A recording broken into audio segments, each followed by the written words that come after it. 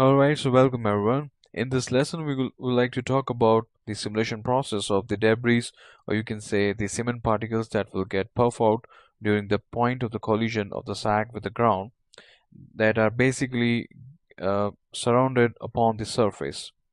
So let me just play the timeline, and here you can see that these particles are, they are puffing out from the sac during the point of the collision. Obviously, because of the pressure it got itself, the particles will obviously have to get themselves uh, those free particles, or you can say those particles that are near around the surface, or you can say spread across the surface of the sac, will get obviously burst out. So as a matter of fact, they will obviously going to get collected all across the scene.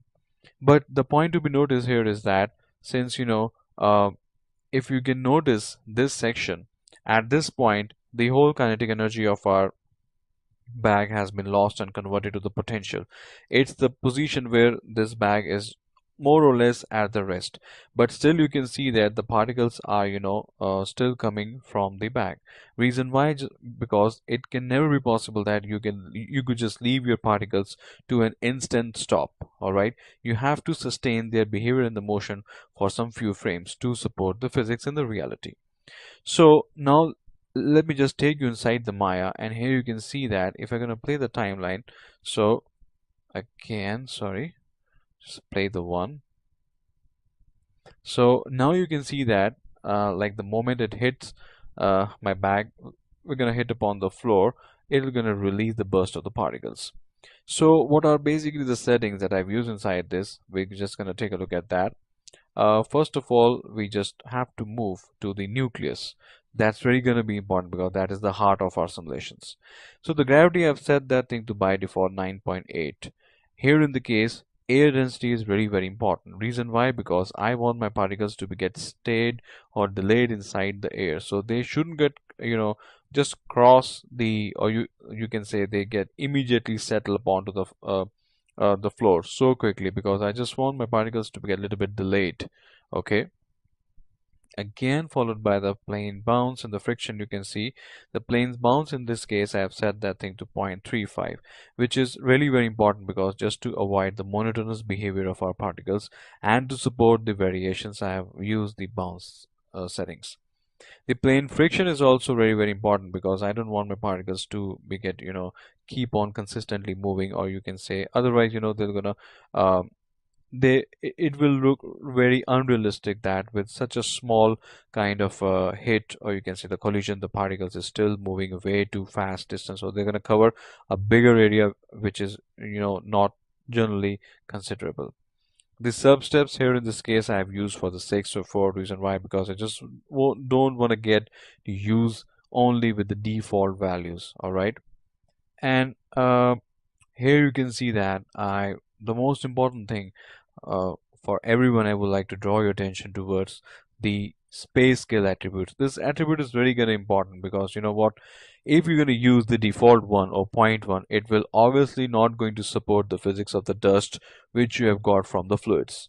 So it's also really very important that you have to consider at least one thing, which is in this case these particles are being put to the secondary effect. It is not the the the the primary one. The primary one was obviously the fluids. So just to provide some more, you can see a closer reality shot, we are using these particle dynamics to drive the motion, or you can say the behavior of the sac collision with the ground. So 0.050 should going to be the best value to support the forces as well as the velocity of the particles and the overall physics of the reactions. Now the second important thing is that the emitter. Well, in this case I have used the bag which is going to perform the role of our emitter. So obviously here in this case we first would like to start with the rate. What exactly we should give? Well, I must have to say that you can start experimenting with your own, but my values are pretty straightforward. You can take a look at that. The 34 frame is basically the point of contact, and at that frame I have considered 200,000 is the initial start till frame 40 to 42, I guess, and after that till I guess frame 100 I had given the value of 30,000 particles. So first I would like to select that one and can open up with the graph editor. Here you can see, and let me just open up with the rate. So here you can see very clearly at frame 40 to frame at frame 34 to frame 40 to 43, I have utilized this value, which is basically 2,200,000, and at frame 42 till 100 I am given the value of 30,000 particle counts. All right. Now again followed by the speed, which is again a very important fundamental to support the behavior of our particles. What if I gonna select my my bag, and let's just do one thing. I think so we need to open up the outliner first. That's really gonna be cool. And here you can see that the speed is also very important, since we have to drive the force of the particles. So at frame 33 to 42, I have set the speed to 10:10, and the moment it will get its energy of the bag almost from the kinetic energy to the potential energy.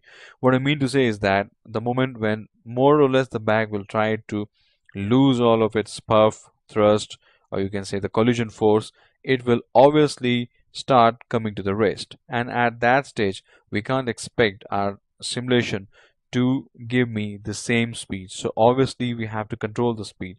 So here in the case, speed at the point of the contact, which is the 33 frame, has been set to 10, and at 42 frames again 10, but from 42 till 43 I had given a speed of only 1. You should be remembering that some of the particles were again coming down slowly from the surface of the bag, so for that I have to maintain the speed of 1. Again coming back to the bag, let me just select the emitter first. The normal speed is also really going to be important along with the speed random. The speed random here in the case will going to decide basically the change in the behavior of the particles. Otherwise it will all going to look monotonous. Okay. The normal speed here is basically the speed you can say the particles are emitting to from the direction of the normals. Normal is basically you can say just for your knowledge, I would like to show you with one setting. Here you can say in this case the normal is basically you can say reference vector, which is uh, an imaginary line you can say that is basically perpendicular to the center of the face. So this is basically the speed of our particle that we're going to help them to sustain a puff from the polygonal object. Otherwise it would not be appreciable that if the particles just get themselves start accumulating upon the surface. So I mean, what exactly should be the direction vectors for our speed? That's basically the normal speed. All right. Now coming back to one of the most coolest section of our course is that the shape node for the particles. Of course, you can understand very clearly that the live forever should going to be the mode of our particles, since they have to stay for a longer time, not for a longer time. Once they created, they have to get settled upon the floor. There's not going to be any disintegration or any dissipation with respect to the time. Another important thing I would like to say is that the non-usage of self collide. Well, the reason I just don't want to use that thing, because you could do that thing. I'm not saying that you shouldn't do, but in this case, I have not utilized this for the reason why, because they are taking unnecessary CPU computations. So just to avoid that and to move the things in a more flexible way, I don't wish to use a self collision object, because here in this case I don't want the accumulation of my dust upon one another particle. So that's for the reason I want the dust to get clearly spilled all across the surface to cover the area, more or less smaller or larger, but do not want the accumulation. Okay, then again followed by the drag, which is really going to be very important thing for me.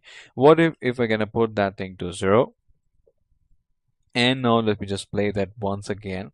So here you can see, oh my god, the speed of the particles. Here you can see that it's not like just a drop, it's just like a bomb blast, I should say, which is surely the way I don't want. And here you can see that the particles are almost now covering the most larger area, I should say, which is practically not possible.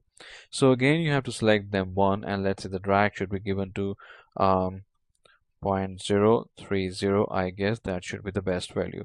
So if we're gonna play the timeline once again, here you can see that now these particles are not basically, coming just like the way they were. And the good thing is that, guys, you can notice, let me just take that you close. The good thing here is that now the particles are getting really slowly dipping down to the ground, which is, this is the, for that moment I just want the usage of the drag. So that's really going to be cool. And again, to the last section, I should like to say the particle render type, which is really going to be very important thing for us. Well, here in this case I've used the type tube.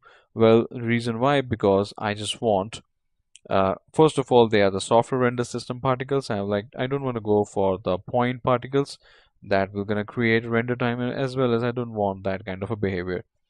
So radius 0 and 1 is quite going to be apparent for you. If you're going to switch to the wireframe view, you can say there's a connectivity of 1 and 2, and this line basically indicates the tail size. Okay, so I recommend you to go with 0.5, because if you use very small tail size, then the particles are going to drop upon the floor and they will not going to be very much visible in the composting. Okay, so that's very important. And this line, which is the tail size, is also velocity dependent. If the particles are traveling with a faster speed, it'll get automatically stretched. So that's one of the very, you can say, the cool thing inside the Maya. And the last section is that the opacity scale and the color. Well, the opacity scale is pretty much straightforward. I have switched the output scale input to the speed. I have just lowered the graph. Reason why, guys? Because I want some subtlety as well as the variation inside my particles. I just don't want them to be, all the particles should have the same opacity, or you can say the same visibility. That shouldn't gonna be the case with me. So I have just given with downfall in the graph to just support some more realistic behavior.